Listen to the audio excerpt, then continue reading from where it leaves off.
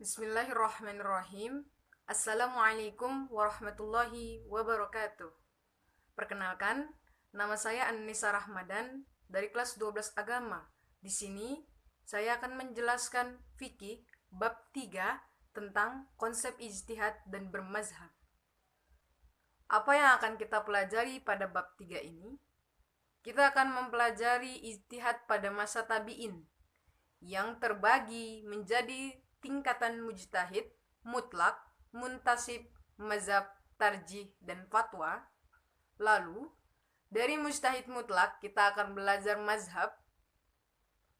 Di mazhab kita akan belajar dua hal. Yang pertama, klasifikasi bermazhab dan macam-macam mazhab. Klasifikasi bermazhab terbagi menjadi tiga. Yang pertama, taklid, ittiba, dan talfik.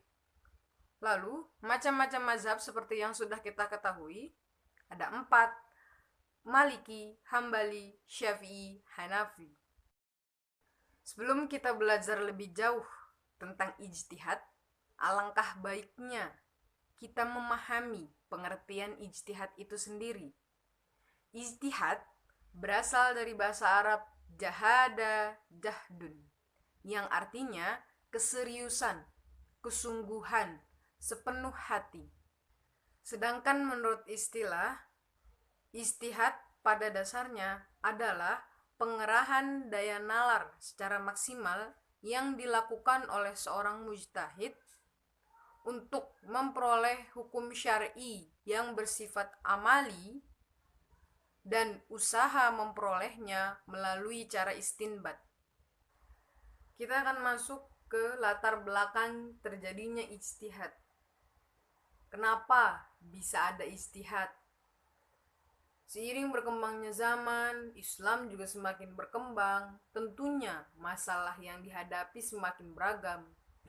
Apa yang terjadi pada zaman sekarang belum tentu ada di zaman Rasulullah, begitupun sebaliknya. Pada zaman Rasulullah, segala macam permasalahan umat ditanyakan langsung kepada beliau dan ada jawabannya. Untuk itulah, pada masa sahabat dilanjut dengan tabi'in, diperlukan satu metodologi untuk menetapkan suatu hukum yang belum dijelaskan secara rinci baik dalam Al-Quran maupun Al-Hadits. Metode inilah yang disebut dengan ijtihad. Ijtihad pada masa tabi'in melahirkan para imam-imam mazhab.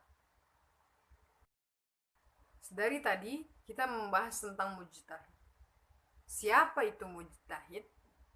Seseorang yang melakukan ijtihad. Dan orang ini bukan orang sembarangan, karena mereka adalah orang-orang yang telah mencapai tingkatan derajat keilmuan tertentu yang disebut faqih. Syarat-syarat menjadi mujtahid secara garis besar diantaranya adalah Islam, balik, berakal, merdeka, adil dan bertakwa, paham ilmu Al-Quran dan Hadits, paham bahasa Arab, usul fikih, asbabun nuzul, asbabul wurud, nasih dan mansuh, dan berbagai macam disiplin keilmuan lainnya. Seorang mujtahid juga harus mengetahui sesuatu yang telah dihukumi oleh ijma sehingga tidak menetapkan hukum yang bertentangan dengannya dan mengetahui segala hal tentang qiyas.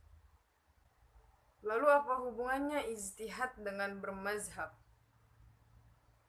Ijtihad hanya bisa dilakukan oleh seorang mujtahid, orang yang telah faqih. Sedangkan kita, orang awam, dianjurkan untuk bertaklid kepada imam mazhab tertentu. Bahkan, bagi para mujtahid, bertaklid kepada orang lain itu tidak diperbolehkan. Kenapa dari mujtahid mutlak bisa nyambung ke mazhab?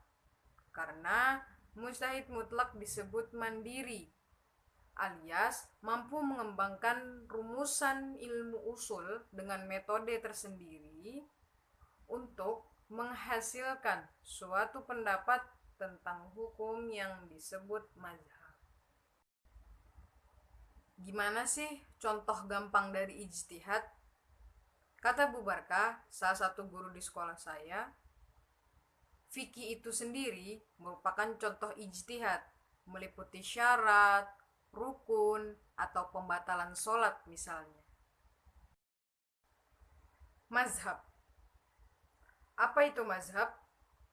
pendapat, kelompok, atau aliran yang bermula dari pemikiran, sedangkan menurut istilah adalah ijtihad seorang imam dalam memahami suatu hukum fikih. Taklid itu apa? Mengikuti pendapat yang telah ditetapkan oleh para imam mazhab tanpa mengetahui sebab atau alasannya. Sedangkan ittiba adalah menerima ucapan atau perkataan orang lain dengan tahu dalilnya, tahu alasannya, tahu kenapa dia berpendapat demikian. Selanjutnya, talfik. Apa itu talfik? Talfik adalah perpindahan mazhab, yaitu beralihnya orang yang minta fatwa kepada imam mujtahid dalam masalah lain. Contohnya, ada orang nikah nih, persyaratan wali nikahnya ngikutin mazhab ini. Nanti persyaratan penyebutan maharnya ngikutin mazhab itu.